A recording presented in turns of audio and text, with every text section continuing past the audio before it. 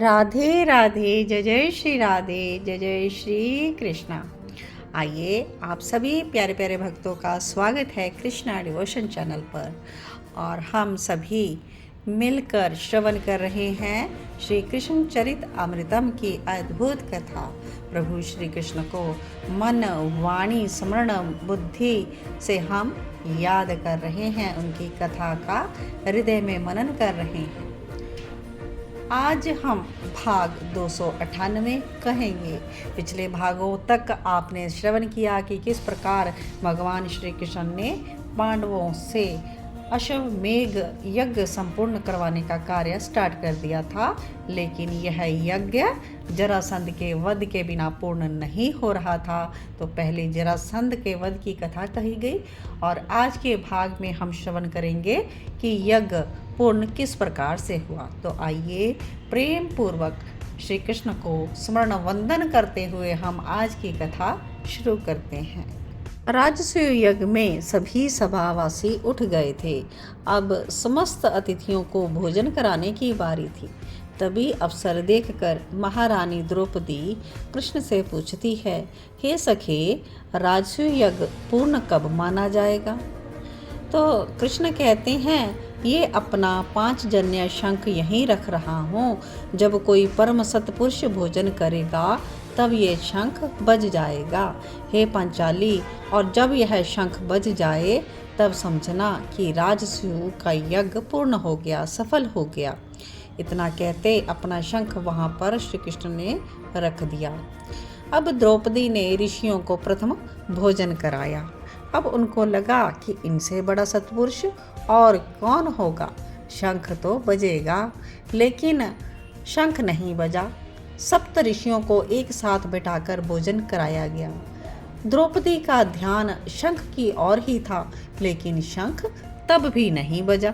और अब तो द्रौपदी की चिंता बढ़ती ही जा रही थी। सप्त ऋषियों से भी बड़ा सत्पुरुष और कौन होगा। अब द्रौपदी ने नारद जी को देखा तो उनसे प्रार्थना की कि देव ऋषि आप भोजन करें। नारद जी तो मुस्कुराकर बैठ गए। चलो लगा दो भोजन, प्रसाद पा ही लेते हैं। हे व्यास भगवान, आप भी विराज जाते। द्रौपदी ने वेद व्यास जी से प्रार्थना की तो वो भी बैठ गए। द्रौपदी ने बड़ी ही श्रद्धा से स्वयं भोजन बनाया था और महारानी स्वयं ही परोस रही थी। उन्हें लग रहा था कि अब तो शंख बजेगा ही, क्योंकि नारद जी सत्पुरुषों के भी सत्पुरुष हैं। फिर वेद व्यास महाराज भी तो हैं, ये किसी सत्पुरुष से कम तो नहीं। अब तो शंख बजेगा ही, श्री कृष्ण भी सोच रहे थे। पांडव भी वहां आ गए और वो भी देख रहे थे। उन्हें भी विश्वास था कि शंख बजेगा ही। नारद जैसे परम भक्त, वेद व्यास जैसे सत्पुरुष भोजन करें और शंख ना बजे, यह कैसे हो सकता है। और अब नहीं बजा तो यही मानना पड़ेगा कि सत्पुरुष और भक्त कोई है ही नहीं। लेकिन शंख नहीं बजा और श्री कृष्ण 5 जन्य शंख से संवाद करने लगे। तुम क्यों नहीं बज रहे हो 5 जन्य? श्री कृष्ण की शंख बात सुनकर चौंक गए। अरे, सत्पुरुष ने अभी यज्ञ में भोजन कहाँ किया? भगवान, क्या इन ऋषियों से बड़ा सत्पुरुष और कोई होगा? नारद जी, वेद व्यास जैसे सत्पुरुष, पर 5 जन्य क्या कह रहा है? अभी तक सत्पुरुष ने भोजन ही नहीं किया। अब तो श्री कृष्ण भी सोच में पड़ गए। आगे बताते हैं कि ये परिवार कुलीन नहीं है। कुलीन की बात तो दूर, ये वो परिवार है जिसे हमारे स्वाज में शिवपक्ष कहा जाता है। और इस परिवार के मुखिया का नाम था वाल्मीकि। नहीं, ये रामायण वाले आदि कवि वाल्मीकि नहीं हैं, वो तो ऋषि हैं, पर ये शिवपक्ष वाल्मीकि हैं। इनका नाम ही यही है। भक्ति के लिए जाति पात कभी बाधक नहीं बने तो यहाँ कैसे बन जाते। हस्तिनापुर के राजमहल की गंदगी साफ करने वाला ये शिवपक्ष था। तो क्या हुआ, भक्ति अहम से दूर रहती है और इनमें अहम दूर दूर तक नहीं थी। हस्तिनापुर में वाल्मीकि ने श्री कृष्ण को एक बार क्या देखा, ये तो परम भक्त हो गया था उनका। और मैंने आज श्री कृष्ण के दर्शन किए, ये बताते हैं। अपने परिवार को बताने लगे थे श्री कृष्ण के बारे में। मैंने आज श्री कृष्ण के दर्शन किए, क्या छवि थी, क्या रूप लावण्य था पीताम्बरधारी। ये अब नित्य नियम हो गया था इसका, तो घर आता, पत्नी और बालकों को श्री कृष्ण के बारे में बताता और सब मुग्ध होकर सुनते रहते। ये कथा कहता रहता, श्री कृष्ण का नाम इसके मुख से जब देखो निकलता रहता। इसे श्री कृष्ण का व्यसन लग गया था। एक दिन शाम को जब घर आया वाल्मीकि, तो आते आते बोला, पांडवों ने इंद्रप्रस्थ बना लिया है। कुछ ही दिनों में वहाँ भव्य दिव्य एक यज्ञ होने जा रहा है, पर हम तो शूद्र जात के हैं, इन यज्ञों से हमारा क्या काम।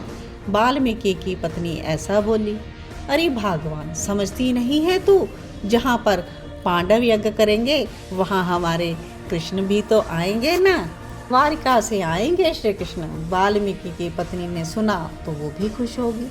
आएंगे ही नहीं, वो तो कुछ दिन रहेंगे भी वहाँ पर, और हमारे पांडव श्री कृष्ण के भक्त भी तो हैं। हाँ, पत्नी भी खुश हुई और अपना कुछ काम करने लगी। और वाल्मीकि फिर कहते हैं, सुन ना, हम लोग चले जाते हैं ना इंद्रप्रस्थ, पर क्या महाराज युधिष्ठिर हमें सेवा देंगे? हमारे बालक हैं, इनका भी तो पेट भरना है। पर श्री कृष्ण के भक्त को कैसी चिंता। वाल्मीकि बोले, अपने परिवार को लेकर वाल्मीकि आ गए इंद्रप्रस्थ में। युधिष्ठिर महाराज ने प्रसन्नतापूर्वक सेवा में रख भी लिया वाल्मीकि को।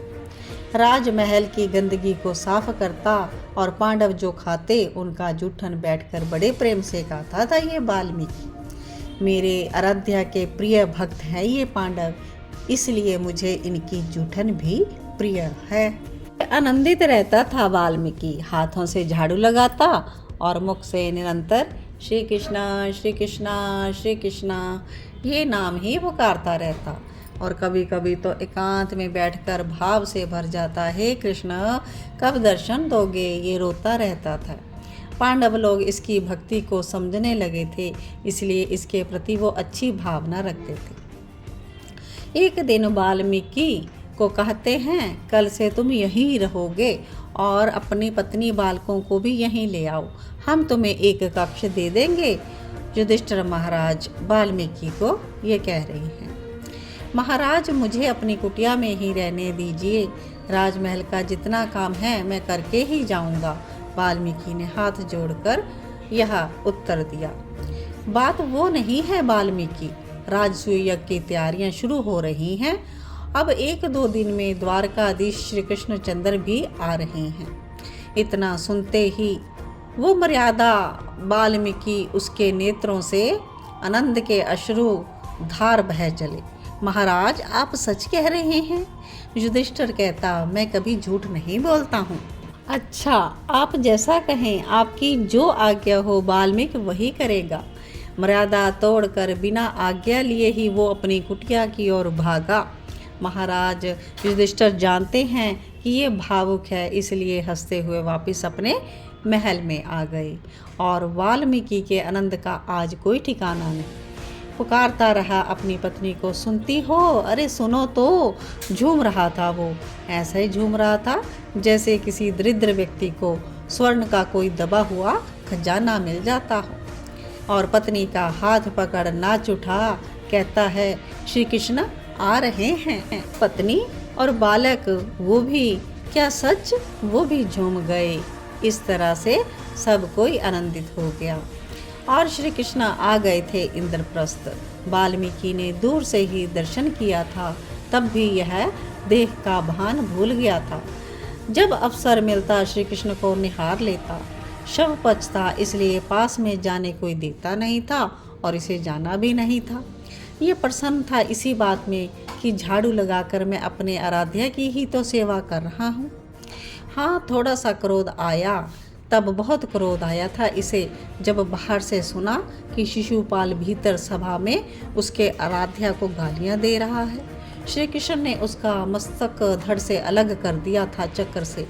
तब यह सुनकर प्रसन्न हो गया था और बोलता जा रहा था, श्री कृष्ण चंद्र जी की जय हो, जय हो। भोजन हो रहा है, बाहर बैठा है वाल्मीकि। जब सबका भोजन हो जाएगा ना, तब मैं झाड़ू लगाऊंगा और जूठन उठाकर खाऊंगा।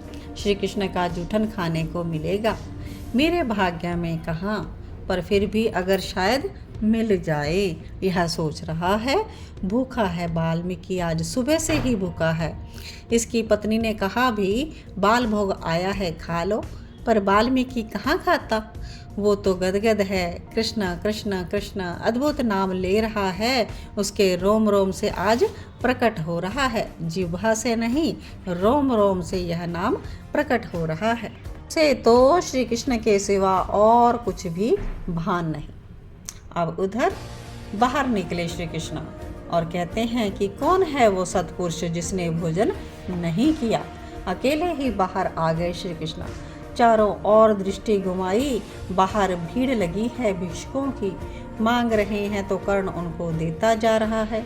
दूसरी ओर देखा श्री कृष्ण ने कलाकार आम प्रजा को अपनी कला दिखाकर मुग्ध कर रहे हैं, लेकिन श्री कृष्ण सब में से उसी को खोज रहे हैं, लेकिन कोई भी नहीं।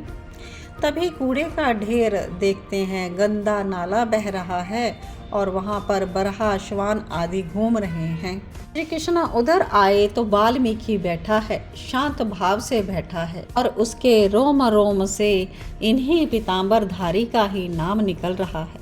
उसे कुछ भान नहीं है कि उसके सामने श्री कृष्ण कब आकर खड़े हैं, उसे कहाँ पता।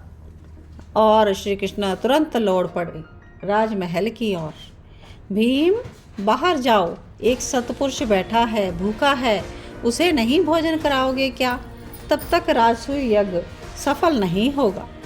जाओ, बड़ी जल्दी जल्दी ये बात बोल रहे हैं कृष्ण। भीम बाहर गया तो उसे कोई नहीं दिखाई दिया, इधर उधर देखा और वो लौटकर आ गया। भीम ने कहा बाहर तो कोई नहीं। श्री कृष्ण ने स्पष्ट कह दिया, तुम्हें वो वाल्मीकि नहीं दिखाई दिया? वो शवपच वाल्मीकि? भीम ने नाक भौं सिकोड़ी। क्यों भीम, क्या गलत करता है वो काम? तुम लोगों की गंदगी साफ करता है। गंदे तुम हो, हम हैं, गंदगी हम फैलाते हैं, पर ये तो हमें स्वच्छ समाज देते हैं। श्री कृष्ण बोले, भीम याद रखो, सत्पुरुष कोई वर्ण व्यवस्था से पैदा नहीं होता। जिसने सत्य की आराधना शुरू कर दी ना, वही सत्पुरुष है। जिसके जीवन में सत तत्व का एक ही मात्र आकर्षण है, असत्य के प्रति उपेक्षा है, वही सत्पुरुष है। इतने भाव से ओतप्रोत है वो वाल्मीकि। जाओ, दर्शन करो, तुम्हें शांति मिलेगी। और इस राजसूय यज्ञ को सफल करना है तो उसे आदर सहित लाकर भोजन कराओ। श्री कृष्ण इतना कहकर मौन हो गए। भीम गए बाहर, वाल्मीकि ध्यानस्थ हैं। उठाया भीम ने। वाल्मीकि जब उठे तो भीम को सामने देखकर घबरा गए। भीम महाराज, आपने मुझे शूद्र को छू दिया। अरे भीम, उसकी क्या सुनते, वो तो बस वाल्मीकि का हाथ पकड़कर महल में ले जाने लगे। महाराज, क्या गलती हो गई, क्या अपराध बन गया मुझसे? गिड़गिड़ा रहा है वाल्मीकि। उन्हें लगा कि शायद कोई अपराध बन गया, पर जैसे ही भीम ने उन्हें श्री कृष्ण के सामने खड़ा किया, तब तो वह देह का भान भूल गए। अपने सामने अपने आराध्या को पाकर उनकी समाधि ही लग गई। श्याम सुंदर, आहा द्रौपदी, बनाओ इनके लिए भोजन और बड़ा ही सुस्वादु पकवान। कृष्णा यह प्रसन्न होंगे तभी यह राजसूय यज्ञ सफल होगा। श्री कृष्ण ने द्रौपदी को कहा और वह तुरंत पाक बनाने चली गई। बैठो वाल्मीकि, भोजन करो।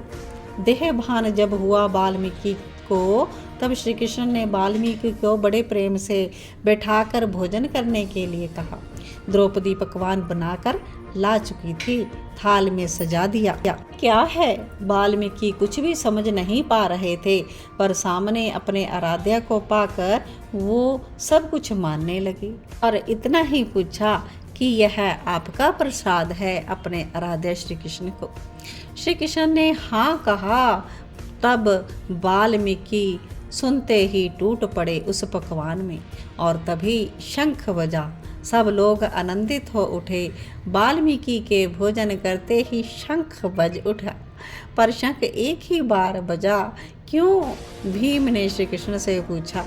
श्री कृष्ण ने शंख से जाकर फिर संवाद किया और पूछा, तुम्हें तो बजते रहना चाहिए था, एक ही बार बजकर चुप क्यों हो गए? हे केशव, ये प्रश्न द्रौपदी से कीजिए, क्योंकि वाल्मीकि के भोजन करने से वो प्रसन्न नहीं है। शंख की बात सुनकर गए कृष्णा द्रौपदी के पास। वो रसोई में थी। क्यों द्रौपदी, वाल्मीकि को भोजन कराने से तुम प्रसन्न नहीं हुई? श्री कृष्ण ने थोड़ा गुस्से से पूछा। ये वाल्मीकि भक्त है और सच्चा सत्पुरुष एक भक्त ही होता है, क्योंकि वो असत तत्व में विभक्त नहीं होता, इसलिए तो वो भक्त है। द्रौपदी ने हाथ जोड़कर कहा, हे कृष्णा, मैं आपकी सखी हूँ, इतना तो समझती हूँ कि वाल्मीकि एक परम भक्त है, इसलिए तो मैंने इसके लिए पकवान बढ़ाए, पर बड़े भाव से बनाए। पर क्या? श्री कृष्ण ने पूछा। इन्होंने किसी पकवान का स्वाद नहीं लिया, सबको एक साथ मिलाकर खा लिया, मुझे इस बात का दुख हुआ। श्री कृष्ण द्रौपदी का हाथ पकड़कर वाल्मीकि के सामने ले गए और बोले, वाल्मीकि, तुमने ये क्या किया? डर गए वाल्मीकि। क्या अपराध हो गया नाथ? वो पूछने लगा। इतने प्रेम से बनाया द्रौपदी ने तुम्हारे लिए पकवान, तुमने सब कुछ मिला दिया और बिना स्वाद के खा गए। श्री कृष्ण अब आगे कुछ कहते उससे पहले वाल्मीकि के नेत्रों से अश्रु बह चले। नाथ, मैंने भोजन करने से पहले पूछा था, प्रसाद है ना ये? आपने कहा हाँ, तो मैंने खाना शुरू कर दिया। हे प्रभु, जब प्रसाद ही है तब अलग अलग स्वाद क्या लेना? प्रसाद में अगर पकवान की भावना हो गई तो अपराध हो गया ना। मेरे लिए अगर ये पकवान है तो त्याज्य है, पर अगर आपका प्रसाद है तो फिर सब ही प्रसाद है। ये कहते हुए वाल्मीकि के नेत्र बरस रहे थे। श्री कृष्ण ने द्रौपदी की ओर देखा तो वाल्मीकि के भाव से वो भी गदगद थी, और तभी शंख बज उठा और बजता ही रहा। भक्त वाल्मीकि के कारण राजसूय यज्ञ पूर्ण हुआ था। आज ऋषियों ने भी जय जयकार किया था उस समय। तो इस प्रकार से बड़े ही भावपूर्ण वाल्मीकि शिवपक्ष की कथा आप सभी प्रेम पूर्वक श्रवण करें और आगे भी ज़रूर शेयर करें, ताकि सभी इस कथा से लाभ उठा सकें कि भगवान किस प्रकार अपने परम भक्तों पर रीझ जाते हैं और उनका मान सम्मान करवाते हैं। जय श्री कृष्ण, जय जय श्री राधे।